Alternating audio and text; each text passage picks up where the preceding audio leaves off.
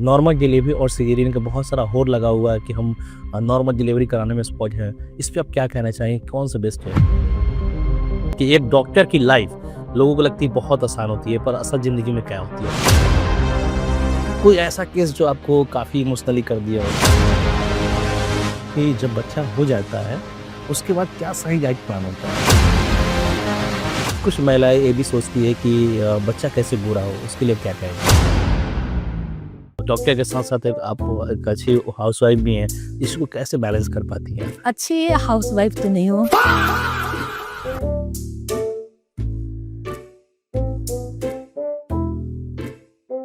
आप सबका स्वागत है हमारे खास पॉडकास्ट में, जहां हम लाते हैं आपके लिए ऐसी शख्सियत की कहानी और अनुभव जो ना सिर्फ प्रेरित करती है बल्कि उस जीवन को समझने के लिए नया नजरिया भी देती है। आज के एपिसोड में हमारे लिए बेहद खास है क्योंकि हमारे साथ जुड़ी है एक ऐसी शख्सियत जो सिर्फ ना ही हमारे क्षेत्र के बेहतरीन गायनेकोलॉजिस्ट है बल्कि हमारे लिए ये बेहद खास रिश्ता भी रखती हैं। जी हाँ, आज हम आपके साथ बात करेंगे आरती हॉस्पिटल के जानी मानी डॉक्टर आरती, जो हमारी बहन भी है, और आज हम उनसे बात करेंगे महिलाओं के सेहत और उनके अनुभव और संघर्ष की कहानी और सफलता के बारे में। तो चलिए बिना समय शुरू करते हैं।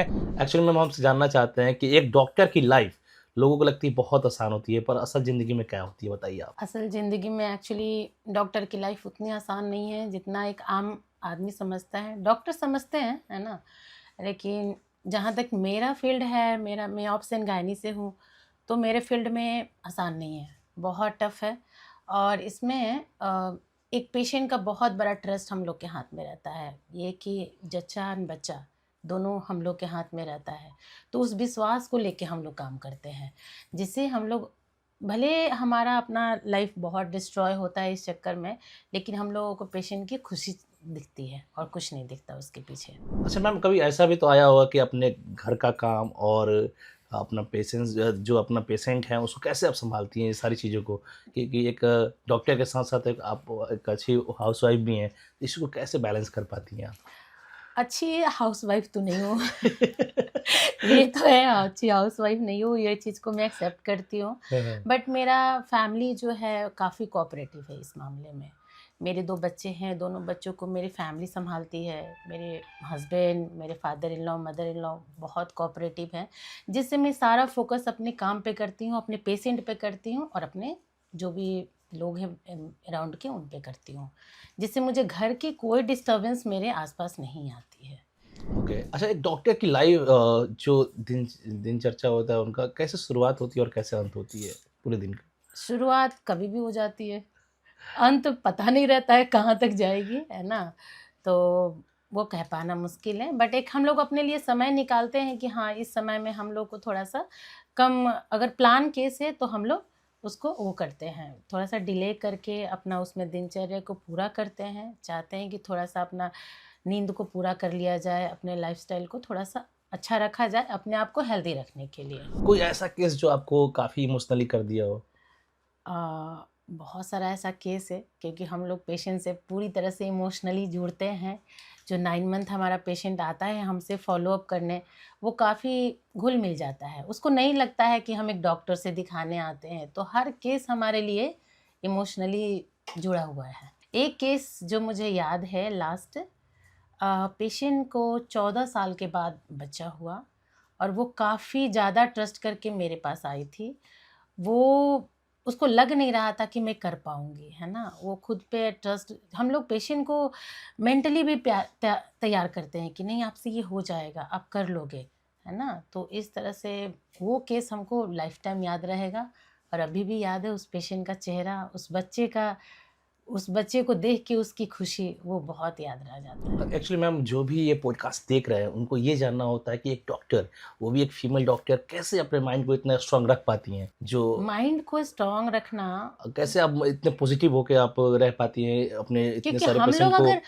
अगर हम लोग नेगेटिव होने लगे, तो हमारे साथ बहुत चीज़ें जुड़ी हैं, जो हम्म। बहुत ज़्यादा नेगेटिव फील्ड में आते हैं हमारे पास लोग। उनको बच्चे नहीं हो रहे हैं कई साल से, बहुत निराश होके आते हैं। अगर हम भी उनके साथ नेगेटिव बोलने लगेंगे, तो बहुत सारी चीज़ें उनके साथ खराब होने लगेगी। तो हम लोग को उस तरह से रहना पड़ता है, उस तरह से मेंटेन करना पड़ता है अपने आप को, कि नहीं, सब कुछ पॉसिबल है, आप पॉजिटिव रहिए, भले उसके साथ गलत हो रहा है बट हम लोग उसको पॉजिटिव रखते हैं। एक्चुअली कोई मैम ऐसा केस जो ऐसा लगा हो कि नहीं ये बहुत खराब हो गया, आपकी नींद उड़ गई हो कि नहीं अब आउट ऑफ कंट्रोल जा रहा है, क्या होगा इसके बाद, कोई ऐसा केस? एक केस था जो कि मुझे लगा कि उस पेशेंट को मुझे रेफ़र नहीं करना चाहिए, है ना? मैंने उस पेशेंट को रेफ़र कर दिया और पेशेंट का बच्चा नहीं बचा, है ना? मुझे लगा कि इस पेशेंट का अगर हायर सेंटर में जाएगा तो इससे अच्छा मैनेजमेंट होगा। बट अनफॉर्चुनेटली वो हायर सेंटर में गया, बहुत अच्छा से नहीं देखभाल हो जाने की वजह से वो बच्चा लॉस कर दिया। और जब मेरे पास आया तो यही बात उसने बोला कि मैडम, जो केयर आपके पास मुझे मिला, अगर हम्म, वही केयर के साथ मेरा बच्चा रहता तो शायद मैं अभी बच्चे के साथ होती। तो वो थोड़ा-सा एक कॉन्फिडेंट आया कि हमें कभी भी अपने आप को कम नहीं समझना है। हमें समझना है कि हम बहुत अच्छा कर सकते हैं, बिल्कुल हम बिल्कुल। आगे बहुत कर कर सकते हैं, है ना? अपने आप को पॉजिटिव रखना है, ठीक है? और वो केस मैं कभी नहीं भूल पाती हूँ, ओके। बहुत। मैम कभी कभी ऐसा लगा कि नहीं ये सारा चीज़ अब छोड़ देना चाहिए, इतना मतलब माइंडली हरास हो गई आपकी, नहीं लगा कि नहीं ये जो भी कर रहे हैं अब ये सही नहीं है, क्योंकि कुछ लोग हुँ। ऐसे भी होते हैं जो कि इस चीज़ को नहीं समझ पाते हैं, तो उसको आप कभी-कभी कैसे आप हैंडल कर कभी-कभी पाती है लगता अपने है माइंडली लाइफ पैसे में, को? जी। हाँ, कभी-कभी लगता है जब थोड़ा-सा बच्चों को देखती हूँ कि शायद मैं एक अच्छी माँ नहीं हूँ, मैं टाइम नहीं दे पा रही हूँ, ऐसा लगता है बच्चों को देखकर। लेकिन फिर कहती हूँ नहीं, मैं तो बहुत सारे बच्चों को देख रही हूँ। बिल्कुल बिल्कुल। मैं तो मेरे वज़ह से तो बहुत सारे बच्चे आ रहे हैं, तो वो मेरे लिए बहुत एक प्रेरणा बनता है। एक चीज़ जानना चाहते हैं मैम आपसे कि आजकल देख रहे हैं कि नॉर्मल डिलीवरी और सिजेरियन का बहुत सारा होड़ लगा हुआ है कि हम नॉर्मल डिलीवरी कराने में एक्सपर्ट हैं, इस पे आप क्या कहना चाहेंगे, कौन सा बेस्ट है? देखिए, नॉर्मल डिलीवरी और सिज़ेरियन, नॉर्मल डिलीवरी होना ही चाहिए क्योंकि वो नेचुरल डिलीवरी है। लेकिन बहुत सारे ऐसे कॉम्प्लिकेशंस आ जाते हैं डॉक्टर के सामने जिसमें बस एक रास्ता होता है कि सिज़ेरियन ही करना है। लेकिन नॉर्मल डिलीवरी के चांसेस, बहुत सारा ऐसा स्टेप्स हैं जिसको करके नॉर्मल डिलीवरी के चांसेस को बढ़ा सकते हैं। जैसे सही बैलेंस्ड मील लेकर के, नेक्स्ट की एक्टिविटी, थोड़ा बहुत एक्सरसाइज करके, अपने कुछ सप्लीमेंट्स हैं जिससे माँ को बहुत सारा ताकत मिलती है नॉर्मल डिलीवरी करने के लिए, वो सारी चीज़ों को ऐड करके नॉर्मल डिलीवरी के चांसेस को बढ़ाया जा सकता है। ओके, एक्चुअली मैम मुझे ये जानना था कि जब बच्चा हो जाता है, उसके बाद क्या सही डाइट प्लान होता है? देखिए, हम जैसे कि मैं रूरल एरिया में काम करती हूँ, तो मुझे ये देखने को हमेशा मिलता है कि बच्चा तो डिलीवर हो गया, हुँ, हुँ। लेकिन डिलीवरी के बाद पेशेंट जो महिला होती है जिसको बच्चा हुआ है, उसको हमेशा दाल-रोटी सजेस्ट किया जाता है कि दाल-रोटी चोखा खाओ, उससे बच्चे को डाइजेशन प्रॉब्लम नहीं होगा। अगर बच्चे को जॉन्डिस हो गया है, तो उसको साग-सब्ज़ी नहीं दी जाती है, उसको कहा जाता है कि तुम खाओगी कुछ भी तो बच्चे को इफ़ेक्ट आएगा, लेकिन ऐसा नहीं है। अगर देखा जाए तो जो प्रेगनेंसी में डाइट प्लान होती है, उसके कंपेयर 600 एक्स्ट्रा कैलोरी हमें देना होता है आफ्टर डिलीवरी लैक्टेशन के लिए, जो ओके। कि दूध की क्वालिटी को अच्छा करता है, जो माँ बनी है उसकी ताकत को अच्छा रखता है।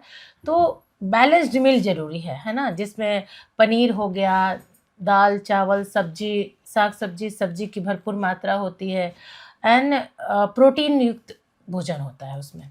बिल्कुल मैम, मुझे एक और चीज़ जानना था मैं आपसे कि कुछ महिलाएँ ये भी सोचती है कि बच्चा कैसे गोरा हो, उसके लिए आप क्या कहेंगे?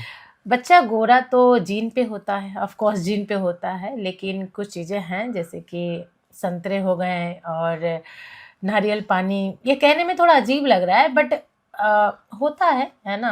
वो क्या होता है, हाइड्रेशन को मेंटेन करता है और बहुत सारी ऐसी चीज़ें हैं जिसको करके थोड़ा बहुत हेल्दी स्किन के साथ बच्चा होता है। आपके हॉस्पिटल में क्या-क्या सुविधाएँ दी जाती है? मुझे ये जानना मेरे हॉस्पिटल में सबसे ज़्यादा तो हम लोग अभी जो शहर में होता है ना कि पेशेंट भी चांस लेना नहीं चाहता है, डॉक्टर भी ज़्यादा रिस्क लेना नहीं चाहता है, जिससे सिजेरियन का बहुत ज़्यादा आजकल तादाद बढ़ गया है। तो हम लोग ज़्यादातर नॉर्मल डिलीवरी पे प्रयास करते हैं क्योंकि पेशेंट का फर्स्ट डिलीवरी जो होता है ना बहुत ही प्रीसियस होता है।